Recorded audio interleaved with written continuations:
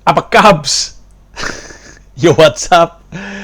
Sedang ada sebuah keramaian guys di YouTube yang diawali oleh pernyataan Andovi dan Jovialda Lopez akan berhenti nge-YouTube 1 tahun dari sekarang.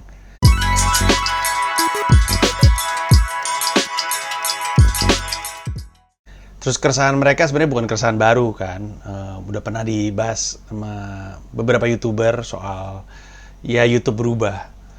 Termasuk gue bahas juga di YouTube gue, ada obrolan gue sama Anji yang ngomongin itu. Terus gue ada 2 lagi video, yang satu judulnya Meracau Tengah Malam soal YouTuber, terus yang satu lagi judulnya YouTuber artis mematikan YouTuber bermutu kalau gue nggak salah, adalah pokoknya. Tapi terus udah gitu, ya intinya rame lagi. Terus gue pengen ikutan rame kan, tapi kan gue nggak ngerti apa-apa guys. Aku bukan siapa-siapa di perkancahan YouTube ini. Sementara aku pengen ikutan, tapi aku bingung. Akhirnya di tengah kebingungan gue Ernest ngebahas, terus kayak Benak Ribo ngebahas. Tiba-tiba Bapak YouTuber Indonesia membahas itu. Raditya Dika, dia Bapak YouTuber Indonesia. Kalau lu bertanya-tanya, dia Bapak YouTuber di Indonesia, terus ibunya siapa? Jelas Ricis. Ricis adalah ibu YouTube Indonesia.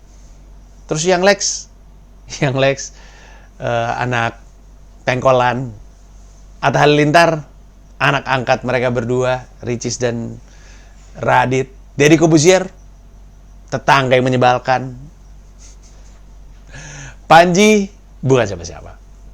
Terus ketika Radit bikin video yang ngebahas itu, gue ketemu ide.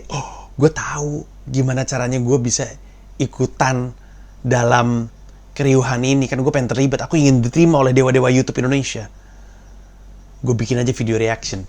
Jadi gue memutuskan mau nontonin Radit ngomongin soal keriuhan ini. Habis itu gue komentarin. Gimana? Bagus gak idenya? Bagus kan? Gue belum pernah bikin video reaction yang bentuknya panjang kayak gitu. Gue kayaknya pernah bikin video reaction untuk trailer film Nusa deh. Sekarang gue bikin. Jadi ya kita akan mulai ya. Gue akan record kemudian play. Record. Jadi tanggal 28 Juni 2020, gua resmi sudah 13 tahun punya akun YouTube. Karena pertama kali gue bikin akun YouTube itu tanggal 28 Juni 2007. Nah ini yang banyak orang nggak tahu, gue itu sebenarnya udah lama ngapus-ngapusin video-video dari awal gue upload. Beberapa videonya gitu maksudnya. Kenapa? Karena nggak ada yang penting. Jadi salah satu video itu kalau nggak salah gue lagi di kantor, gue dulu ngantor, terus ada salah satu kalau nggak ada yang penting jadi alasan dia ngapus-ngapusin sejumlah videonya, harusnya dia ngapus semua videonya, karena semua videonya nggak penting. karyawan bawa anaknya ke kantor, lalu gue pura-pura jadi dinosaurus, nakut-nakutin tuh anak. Itu anak kesenengan lari-lari, tapi akhirnya kejedot meja, terus dia nangis. Aduh, itu nggak penting banget sih itu video, itu gue hapus. Ada video-video lain juga udah gue hapus. Jadi yang tersisa adalah apa yang bisa dilihat di channel ini. Yang mana Nah, nggak penting. selama 13 tahun gue punya akun YouTube ini, banyak banget yang gue alamin, yang gue mau ceritain juga hari ini. Ini video cuman ngobrol-ngobrol santai aja ya, perspektif gue selama 13 tahun di YouTube. Mungkin masih sangat relate sama apa yang terjadi di YouTube saat ini, karena kemarin itu Skinny Indonesian 24 ya, Andovi sama Jovi kan juga baru cabut. Terus diskusinya jadi mengalir tentang bedanya YouTube lama sama YouTube baru tuh gimana. Terus kenapa YouTube sekarang berubah dan lain-lain. Sebenarnya ini udah banyak dibahas sama anak-anak YouTuber lama sih. Cuman mulai dari YouTube, mulai dari Andovi sama Jovi cabut tuh isu ini tuh jadi banyak didiskusikan lagi gitu, dan makin intens gitu dibahas sama orang-orang. Terutama dengan sekarang yang orang bilang dulu YouTube lebih dari TV, sekarang YouTube isinya artis TV gitu. Jadi gue mau sekedar ngasih perspektif gue juga soal hal-hal itu gitu di video kali ini. YouTube lebih dari TV, sekarang YouTube isinya artis TV. Pertama-tama yang gue bisa sampaikan adalah dengan banyaknya orang main di YouTube saat ini ya, artis TV lah atau orang-orang baru yang kita nggak kenal siapa tiba-tiba mencuat dan langsung naik lah. Gua dari dulu sampai sekarang masih berada dalam opini bahwa semakin banyak orang yang main YouTube itu semakin bagus menurut gua. Jadi gue termasuk orang yang ketika gue lagi show misalnya lagi kerja misalnya di stasiun TV, terus ada artis TV di sana lagi nongkrong gitu segala macam, gue termasuk orang yang bilang, lo nggak mau coba main ke YouTube? Karena sekarang orang banyak banget lo nonton YouTube gitu dan industrinya mulai tumbuh. Termasuk saat itu kalau nggak salah gue pernah ngejuri di Suca. Lalu sebelah gue Luna Maya, terus kita cerita-cerita soal YouTube aja gitu. Lun cobain deh ke YouTube nih kayaknya seru gitu. Gue nggak bilang gara-gara gue Luna bikin YouTube juga gitu maksud gue. Cuman gue termasuk orang yang dengan antusias bilang ke Luna bahwa cobain deh main ke YouTube seru tahu gitu. Pun juga ketika gue main ke rumahnya Ari Lasso, gue termasuk salah satu orang yang pertama banget men-encourage Mas Ari untuk Mas bikin YouTube coba gitu, nanti aku bantuin, gue bilang kayak gitu. Karena gue orangnya, pertama gue gak kompetitif ya, jadi mau ada berapa banyak orang yang main dan sukses di platform ini, gue bukan tipe orang yang ngeliat dan mikir bahwa gue harus mengalahkan dia gitu, gue gak kayak gitu.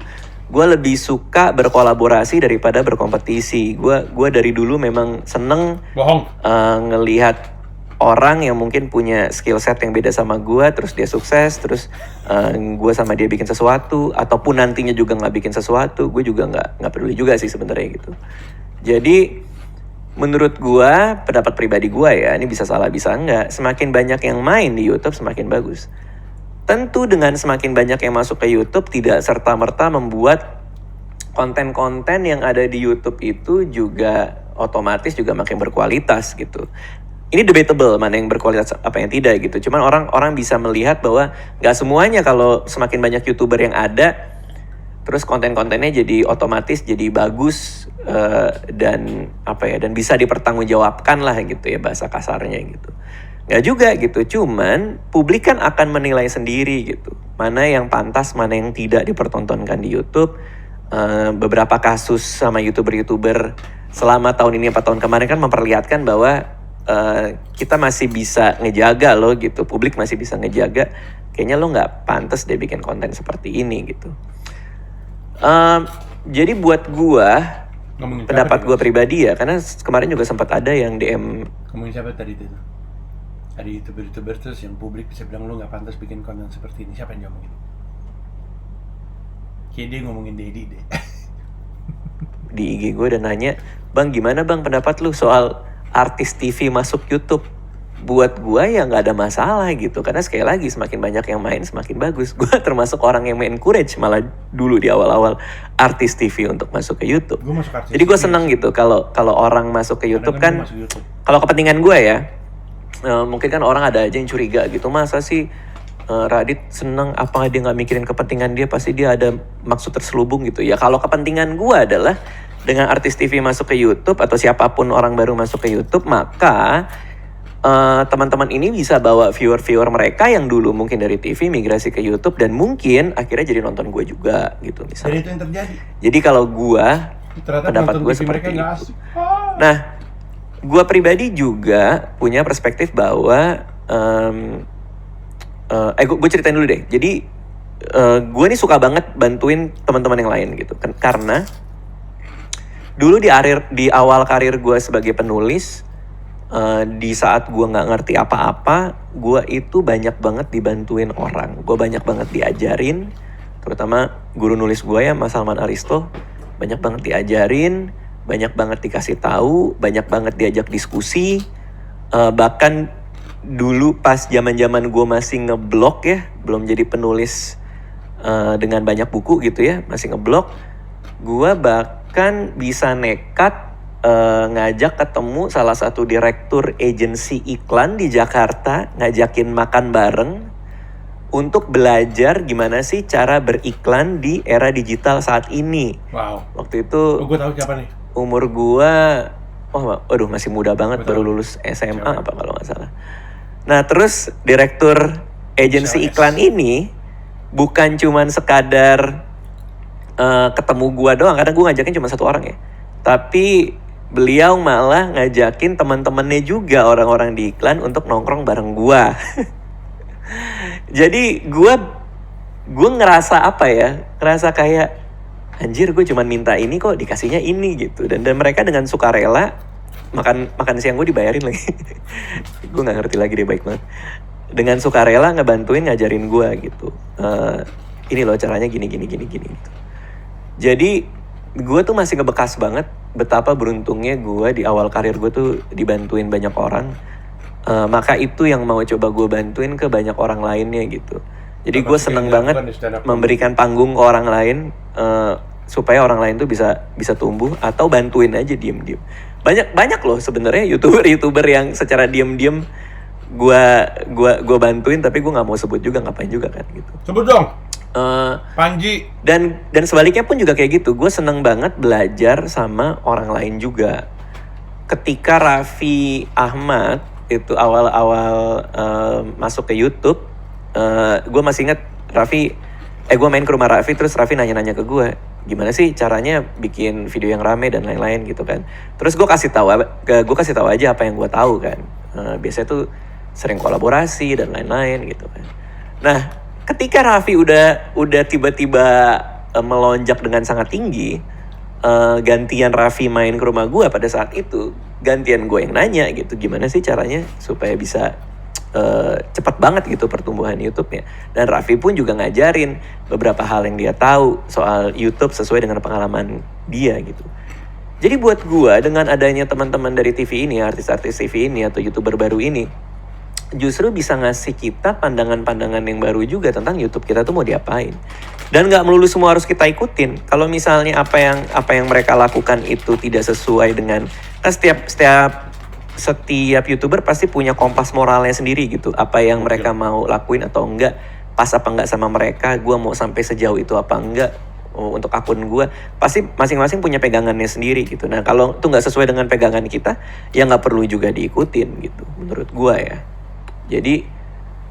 Jadi mungkin itu pendapat gue. Emang cocok. Lalu selama bikin YouTube pasti juga ada rasa jenuh gitu. Ketika Andovi dan Jovi bikin video mereka mau berhenti YouTube, keesokan harinya gue baru sempat nonton video tersebut. Lalu gue telepon Andovi langsung. Gue telepon Andovi lagi syuting apa gitu, syuting iklan kalau nggak salah. Lalu dia passionate banget sampai teriak-teriak ngomongnya tentang alasan kenapa dia berhenti gitu kan. Salah satunya adalah sampai dia bilang ke gue, sorry ya gue teriak-teriak ngomongnya gini, gue menggebu-gebu banget gini kalau ditanyain soal YouTube dan problem-problem yang mengikuti di sekitarnya gitu. Iya, gue bilang apa-apa. Nah salah satu alasan kenapa dia berhenti adalah dia bilang, lu tahu gue kan Dit, kalau api di dada gue udah padam tuh gue juga gak mau maksain diri gitu. Asik. Terus gue nanya sama dia gitu, jadi api lo udah padam gitu. Iya, gue juga cerita di video itu kan, Andovi bilang gitu, bahwa gue udah gak punya Jordan, guys. rasa lagi buat bikin. Pensiun pertama kali. Terus gue bilang sama Andovi, iya gue juga pernah ngalamin itu sih berkali-kali gitu. Andovi. Nah ini yang gue gak bilang ke dia juga ya pada saat gue teleponan. Gue pernah ngerasain gue bangun, lalu gue gak pengen bikin video, itu sering banget. Pertama karena gue udah jenuh. Kedua juga mungkin pada saat itu juga gue punya banyak kesibukan yang lain. Karena kebetulan gue gak cuma di YouTube gitu kan, gue juga stand up dan lain-lainnya. Tapi yang gue inget, setiap api itu udah mulai padam ya, setiap gue udah gak punya keinginan lagi buat bikin video, gue inget satu hal, bahwa gue pertama kali main di YouTube itu dikit banget orang yang main, nggak ada duitnya juga, nggak ada AdSense, nggak ada sponsor. Dan gue pertama kali bikin video YouTube itu gue membuat karena gue ingin bersenang-senang. Jadilah setiap kali api itu mulai padam, gue ngomong ke diri gue sendiri, lu jangan lupa have fun, lo jangan lupa bersenang-senang di platform ini gitu.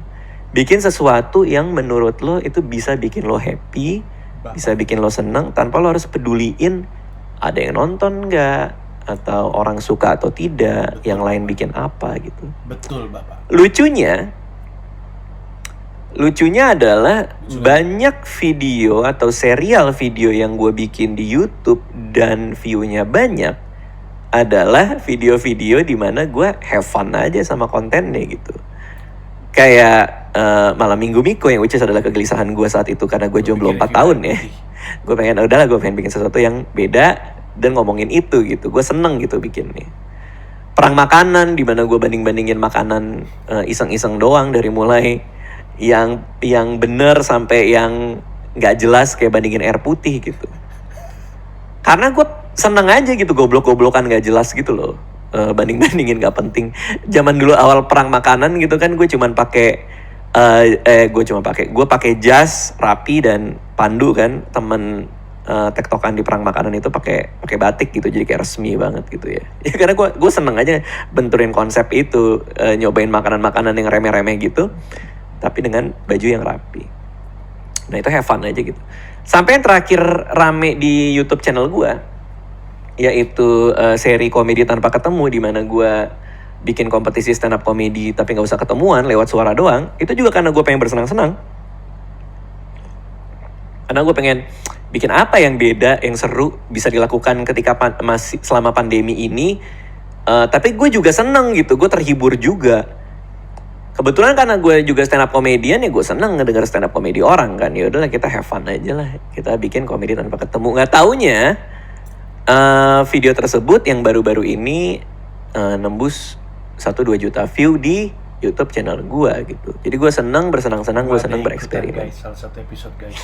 Komedi tanpa Menjaga kewarasan selama 13 tahun di platform ini juga penting ya. Dan menurut gue yang paling penting adalah kita fokus ke apa yang bisa kita ubah, bukan apa yang kita nggak bisa ubah. Itu penting banget. Gini, algoritma YouTube kita nggak bisa ubah. Itu urusannya udah sama perusahaan dengan begitu banyak orang yang sudah mikir dan akhirnya bikin algoritma. bijak nih orang.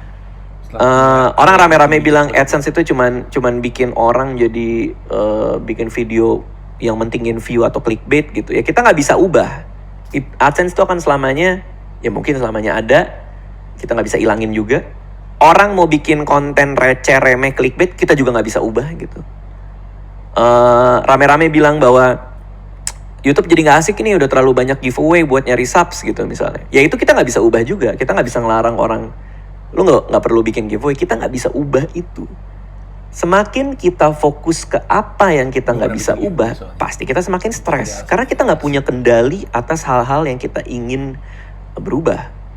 Jadi kalau gue lebih mending gue fokus ke apa yang bisa kita ubah, yaitu diri gue sendiri. Oke, algoritmanya berubah. Ya lu bisa apa?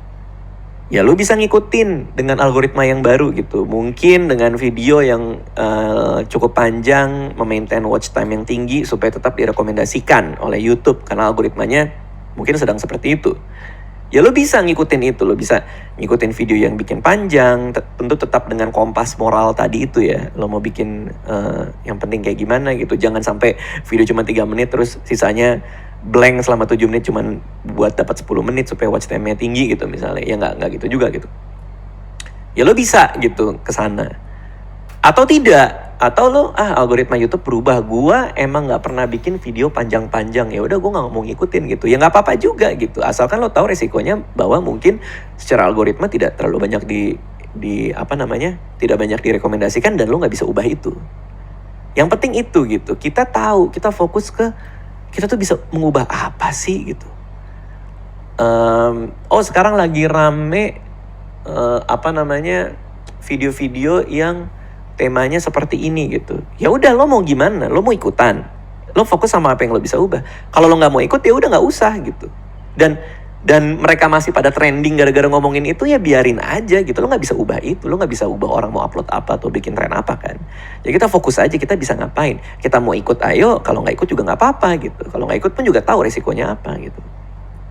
Karena semakin banyak orang yang punya akses ke internet yang murah untuk nonton YouTube dengan kuota-kuota murah, maka akan semakin banyak orang yang dulu ngerasa YouTube adalah sebuah ekosistem yang eksklusif ya. Mungkin kreator-kreator lama yang ngerasa bahwa seleranya seperti ini, tapi dengan kuota murah masuk, datang dengan orang-orang banyak dengan selera yang berbeda, yang mungkin dari demografi yang beda, mungkin lebih muda atau mungkin segmentasinya SES-nya mungkin lebih C atau D gitu, masuk ke YouTube membawa selera sendiri. Bukan maksudnya selera mereka lebih buruk ya, tapi seleranya beda dengan kita yang sudah lama di sini.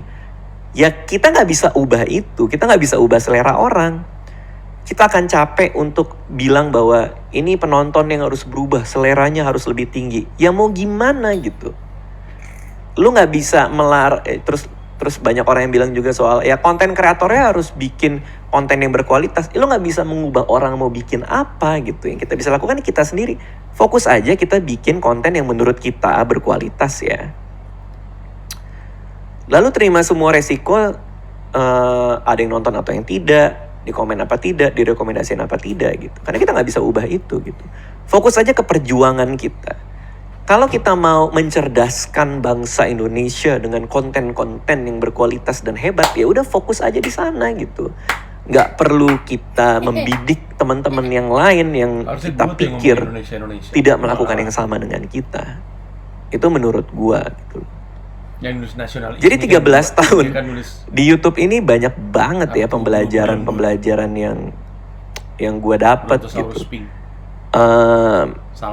Orang berubah, orang pindah, orang tumbuh, lalu orang ada yang tinggal, ada yang pergi gitu. Jadi gue tuh ngalamin banget teman-teman yang ada saat ini mungkin ke depannya juga gak ada lagi gitu misalnya. Jadi ya tinggal itu semua pilihan kita. Kita mau bikin konten seperti apa yang bikin kita happy.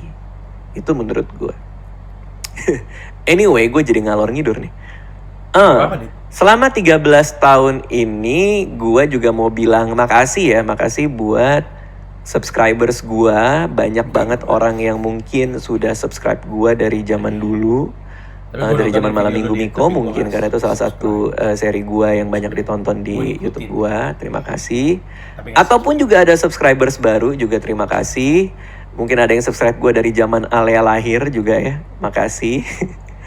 Apapun yang terjadi adalah yang gue bisa bilang di YouTube channel gue tetap akan bikin konten-konten yang gue seneng aja gitu. Dan mungkin gak akan selamanya bagus, gak akan selamanya view-nya juga tinggi. Tapi gue tetap fokus ke apa yang gue suka. Cara gue menjaga kewarasan adalah, gue juga sering banget ngomong ini ke banyak orang, adalah gue bikin satu apa yang gue seneng, dan abis itu gue bikin satu apa yang menurut gue view-nya banyak dan orang suka gitu. Jadi gue ganti-ganti aja gitu. Kadang gue bikin, kayaknya video ini orang-orang suka deh, view-nya banyak, gue keluarin. Abis itu gue bikin, gue seneng bikin video ini tapi view-nya biasanya gak banyak, tapi gue keluarin juga gitu. Jadi gue ganti-gantian bikin video seperti itu untuk menjaga kewarasan gue di platform ini gitu ya. Anyway, itu aja sih ya. Gue udah mulai panjang dan mulai gak jelas ngomongnya. Gue cuman pengen cerita apa yang ada di pikiran gue dan retrospeksi gue selama 13 tahun di YouTube ini. Terima kasih semuanya yang udah nonton ya. Thank you, dadah. Oke. Memang Raditya Dika sesungguhnya adalah bapak YouTube Indonesia. Gue rasa dia bikin video kayak gitu karena dia tahu posisi dia di komunitas YouTube ini, dan mungkin ada keresahan juga, tapi mungkin juga ada cara pikir kayaknya orang perlu dengar apa yang mau gue katakan, dan dia benar. Dan satu hal yang mungkin Radit nggak bahas ya, sengaja mungkin dia nggak bahas, adalah karena keresahan banyak YouTuber itu karena bayangin jumlah AdSense mereka itu, bayangin itu adalah gaji. Nah kalau lu punya gaji, bulan depan gaji lu berkurang, nggak mungkin lu nggak bingung. Misalkan gaji lu sebulan 10, habis itu lu punya gaya hidup menyesuaikan dengan gaji 10 itu kan, tiba-tiba bulan depan 8, kan bingung. Lu mulai nanya kenapa 8 ya? Ya soalnya inu, lu mulai mikir gimana caranya. So, habis itu kerja keras nih, bulan depannya 10 lagi. Oke. Bulan depannya 11, wah bahagia. Bulan depannya 6. Nah itu yang terjadi itu. Jadi ada banyak YouTuber yang penghasilannya itu dan hidupnya itu datang dari penghasilan itu mungkin ya. ini nggak berlaku ke Andovi sama Jovi, mungkin faktor yang berbeda. Ini YouTuber lain. Jadi pusing sama algoritma AdSense yang berubah-berubah dan tidak pro terhadap konten seperti mereka, dan mungkin lebih pro kepada konten yang datang dari YouTuber artis, sehingga keresahan itu muncul. Ya lu aja anggaplah gaji lu berubah-berubah gitu kan, lu kan pasti pengen berubahnya naik bukan berubahnya turun. Nah mungkin ini juga ya, nggak bisa disalahin. Ya bener Radit. Gue sih ngikutin gayanya Radit.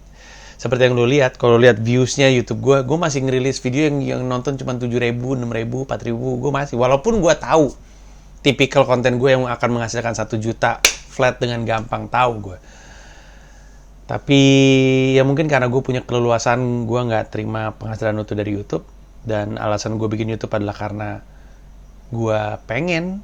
Gimana sih? Orang gue bikin video yang gue pengen, gue nggak pernah bikin video yang lu pengen. Gue nggak pernah membiarkan YouTuber atau penonton YouTube gue, subscriber gue, ngasih dikte terhadap apa yang harus gue bikin. Berpendapat boleh dong, saya tidak dengerin. Jadi nggak gue dengerin. Gue bikin yang gue mau.